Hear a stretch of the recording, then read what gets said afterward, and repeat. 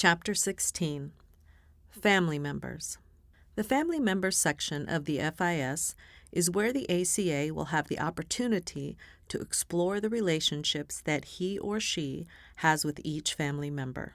This section is divided into subsections, one for each of the members in the family. Every person who appears on the family tree should have a subsection in this chapter. Even those family members whom you do not personally know or whom you think have had no impact on your life need to have a place in this section. The ACA is full of unresolved conflict as a result of being raised in an alcoholic family. The alcoholic family system prevents its members from resolving conflict and working through painful emotional states. All ACAs have unresolved issues with their family members. It is the resolving of these issues that is one of the keys to the recovery process for ACAs. The ACA is full of repressed fear, anger, hurt, rage, guilt, shame, and other painful emotional states that are a direct result of the way various family members treated him or her. This section is a place where the ACA can examine and resolve these issues. In many cases, this is the only safe place for the ACA to work out painful issues with family members. Remember that one of the rules is the rule of silence, which inhibits the ACA from talking to family members about painful issues.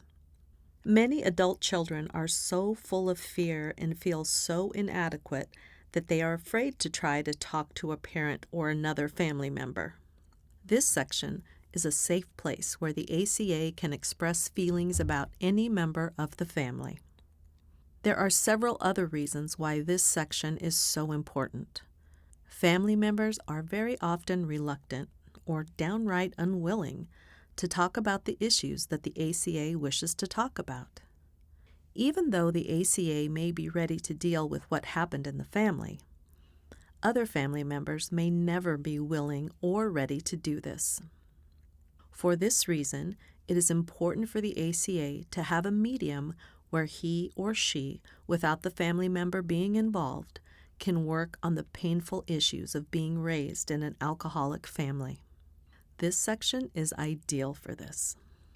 The ACA can, in his or her own time and whatever depth he or she wishes, deal with and resolve issues with other family members that are inhibiting emotional and spiritual growth. Many alcoholics and codependents die premature deaths. These deaths vary from violent accidents to slow, drawn-out alcoholic deaths. Whatever the reason, death may end a life, but it does not end a relationship. ACAs often feel frustrated in their quest for recovery because an important person in their lives has died. They feel that they will never get any resolution with that person. This is not true. Many ACAs with whom I have worked have processed their anger and hurt at parents or other important family members who have died. Once ACAs overcome the guilt of having negative feelings about a person who has died, they often move quite rapidly through the anger and hurt that have been repressed for years. This leads the ACA into a state of forgiveness and peace with the person in question. Many ACAs have mixed feelings about using this section. One of the more common responses that I have heard from ACAs about this is, "Why should I use this to communicate with my family members when I can talk to them face-to-face?" This face-to-face communication generally does not happen. The ACA is also using either-or thinking. Either they have to talk face-to-face or not at all. Most ACAs opt for not at all, saying that someday they will talk things out. And because of putting it off, they never do. Another response that is common is, if they, the family members, don't want to talk to me, then I'm not going to try to talk to them. Remember, what is happening in this section is that the ACA is healing him or herself. Any method that helps in this process is an important tool for the ACA to use. It really does not matter what is going on in the family. The ACA can be healed and recover. And this is a powerful section in which this process can occur. There are two primary techniques used in the family members chapter. The first technique that will be examined is dialoguing. The second technique is letter writing. Both of these techniques will be familiar to you from previous sections. Basically, the techniques do not change from one section to another. Only the application of the techniques changes. Dialoguing and letter writing may be used for many different purposes, and here they will be used to assist the ACA in resolving conflict with individual family members. As in dialoguing with the body, when dialoguing with a family member, the same form is followed, but the purpose is different. When the ACA dialogues with a family member, it is to bring to light feelings about that family member that were repressed during childhood. Not only does the process reactivate repressed feelings, but often also reactivates memories of actual events that were, quote, forgotten, unquote, because they were too painful to remember. There is a very concrete reason for reactivating these childhood memories. Unless the repressed emotions can find a release, they will not be processed. Without the release, the ACA will not be able to get free of the emotional chains that bind him or her to the alcoholic family. Where there is no release, there is no freedom. Ultimately, freedom allows the ACA to make choices about how to live a happy, joyful existence. Working in the family members section is a way for the ACA to find this release and freedom. As was stated before, the way the dialogue is set up is similar in form to the previous dialogue with the body. The key to successful dialoguing is to become spontaneous. This may take a certain amount of practice. Following the outlined steps will help to set the atmosphere for deep, spontaneous interaction. The following are the basic steps to use when setting up a dialogue with a family member.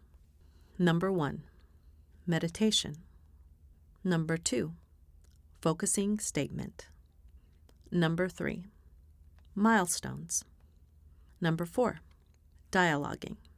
Each of these steps will now be described in detail. Meditation. The first step in the process is to set the correct frame of mind. This is why the dialoguing process is begun with a simple meditation. By becoming quiet and centered, the dialoguing will flow much more smoothly and freely. Begin the meditation by taking 2 or 3 deep, easy, full breaths. Then focus your awareness on the process of breathing. Be aware of your breath as it flows in and out of your body. Allow your attention to remain focused on your breathing process for 2 or 3 minutes. Remember, it is normal to forget that you are trying to focus on your breathing and to allow your thoughts to wander. When you find yourself doing this, gently refocus your attention on breathing. This is a simple but effective method of becoming quiet and centered. If you find another method that works for you, feel free to use it. But whatever method of meditation you use, please do not skip this step. Focusing statement. The focusing statement is a statement about what kind of relationship you have with the person with whom you are going to dialogue. It is a short paragraph that states who this person is, how you currently feel about him or her, and what the current status of your relationship is. The focusing statement is stated in the now. This is important. The statement is about how your relationship is at the time that you are going to write the dialogue. Below is a focusing statement for the family member section of the FIS of an ACA named Tom. I will use Tom's writing as an example of not only the focusing statement, but also for the milestones and the actual dialoguing. This will keep the examples consistent. You are my father, and as I consider your life and our relationship, I feel angry. You are dead, and when I think of you, I get mad, and I feel guilty for being mad. I don't want to be angry with you, but I am, and I don't know what to do with it. I feel that after what you did to me, I have a right to be angry. Tom's focusing statement sets the tone for how he is currently feeling about his relationship with his father. As Tom continues to work on the issues with his father, his feelings will change. That's why it is important to write a new focusing statement each time you are going to dialogue. Milestones. In dialoguing with family members, or anyone else, always write the milestones of the person you are going to dialogue with, as if the person were writing his or her own milestones. This is important. Use their voice and begin each milestone with I or my. You can only use the information about the person that you know. Don't worry about not having enough information. Just use what you have available.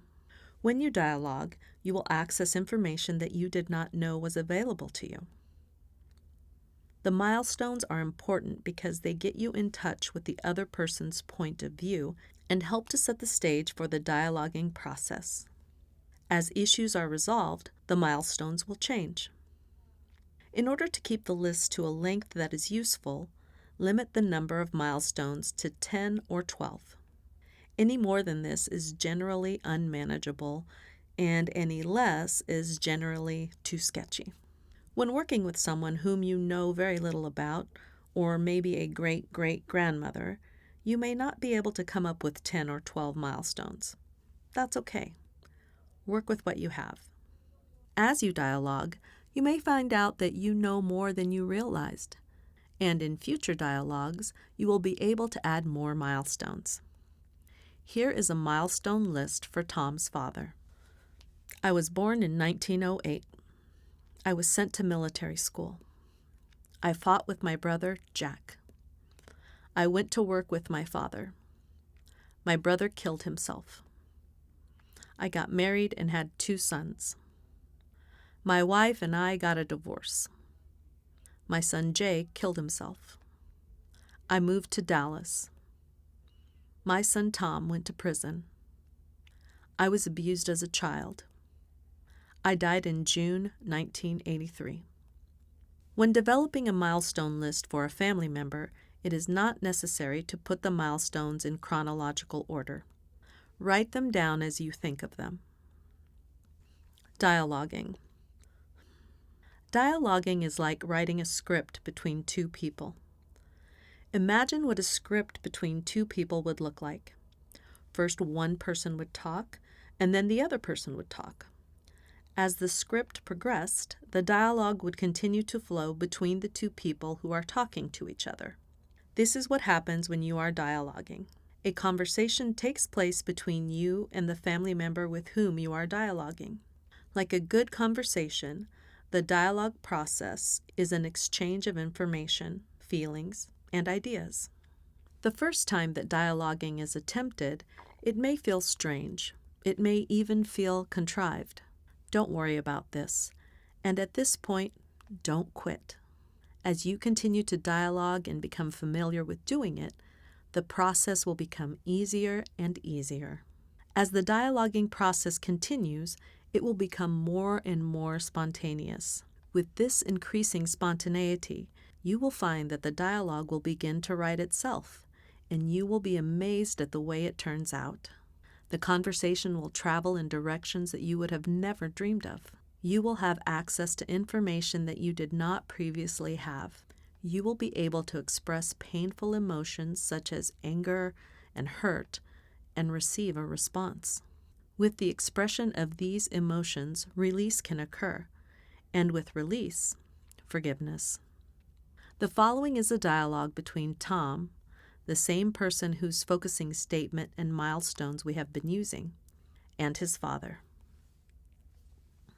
Tom: Well, Dad, as I consider your milestones, I see that I was not the only one to lose a brother to suicide.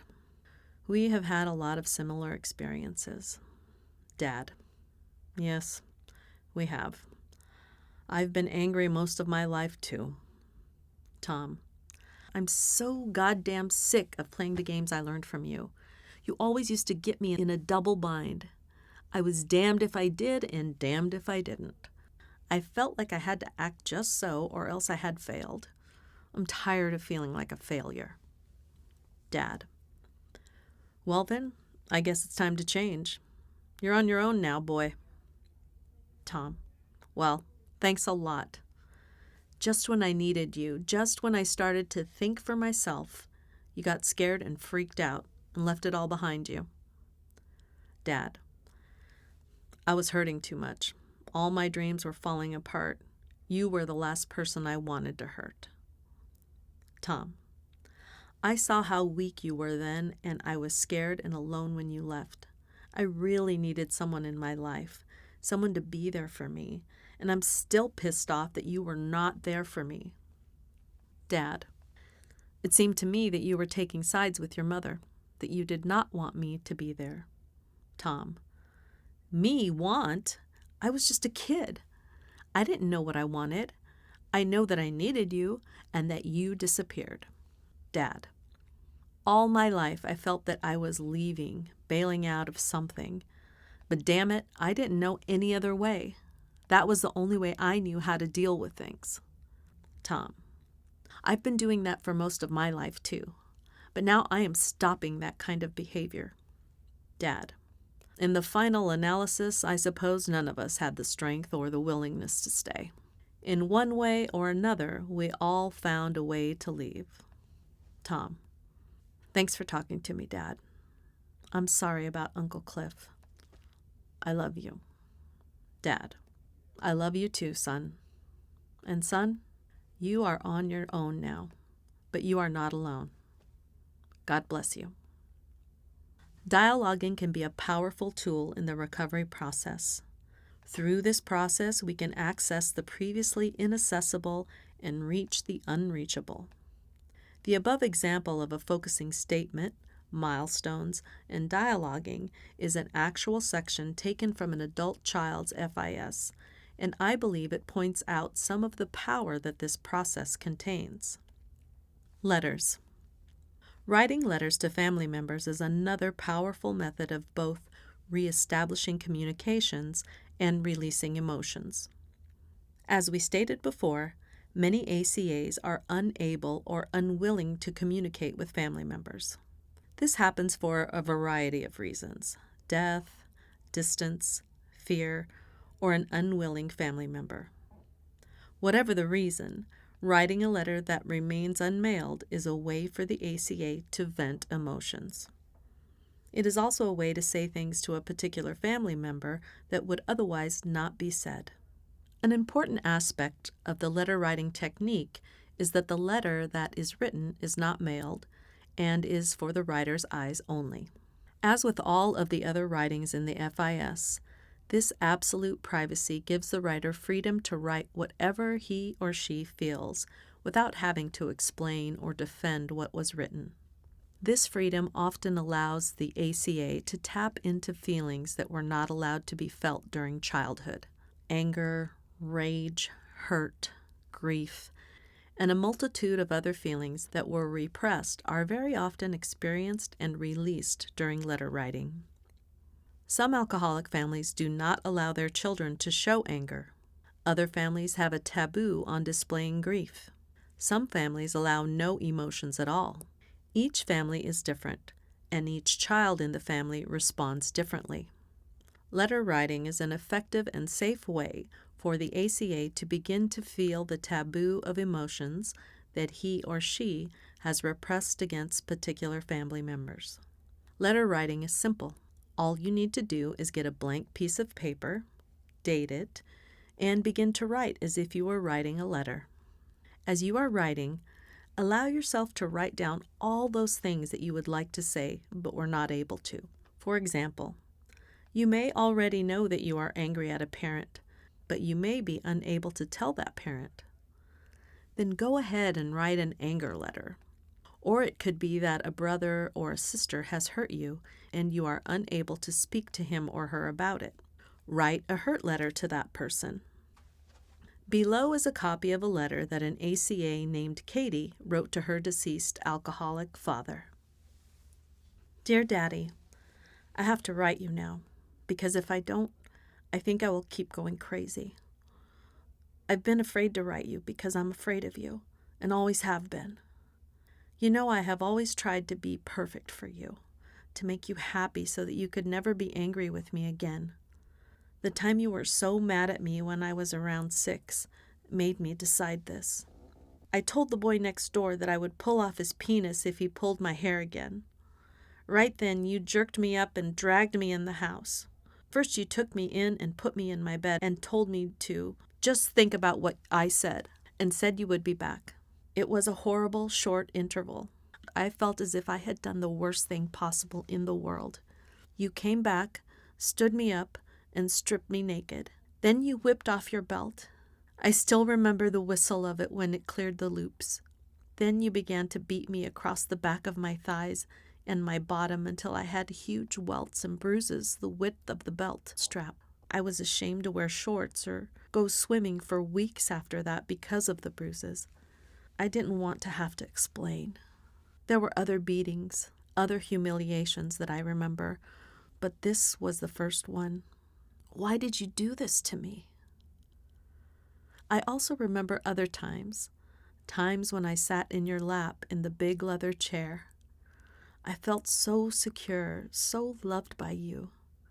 Remember the time on the boat when you held me and let me steer? It was wonderful. Daddy, it's so hard for me to write you now because I'm so afraid. All my life you gave me reasons to be frightened of you, and then you were the only one who could quell the fear. No one else would do. Well, I need to tell you about all those fears you left me with when you died. The fear of men, of sex, of my own self-worth, of doing things on my own and for myself. I am so angry with you. I was so angry, so furious, so frustrated, and so obsessed with you my entire life. Please let me go. Daddy, I am so tired of being your little girl. I was so little. Why did you hurt me? I loved you so. And I know you loved me. That's what I don't understand. You became so ugly and pushed me away. You were so sick. I've never been able to talk to you before. I've never been able to tell you how I feel. This is good, but I can't write anymore. Goodbye for now. Love, Katie. As can be seen from this example, letter writing can be a powerful technique to help unlock memories and feelings and to express what has not been expressed. I encourage you to experiment with letter writing. Try different things. For instance, if you are going to write an anger letter to a family member, try using a red pen. The color red seems to make writing about anger easier. Be creative. The section for family members can be used for more than dialoguing and letter writing. Since you will have a subsection for each family member, you can also make mini entries about how you are feeling about a particular family member. Or you can write an entry about an interaction with a family member and tell how you felt about what happened between the two of you. This keeps all the pertinent information and interaction about a family member in one location. Then when you wish to look at how much work you have done with any particular member, you will be able to go to their subsection and see. An example of a short entry in Mother's subsection follows. I talked to my mother on the phone today. She tried to do the same old thing. She wanted me to relay information to my sister without doing it herself. She always does things like this. This time I said no. I told her to call Judy herself. She didn't sound too happy, but she said she would call her. I felt good about this. I felt good about being direct and telling Mom to speak for herself. This is improvement. Be creative with this section. You will find that a great deal of healing and recovery can and will take place as you work in this section with members of your family.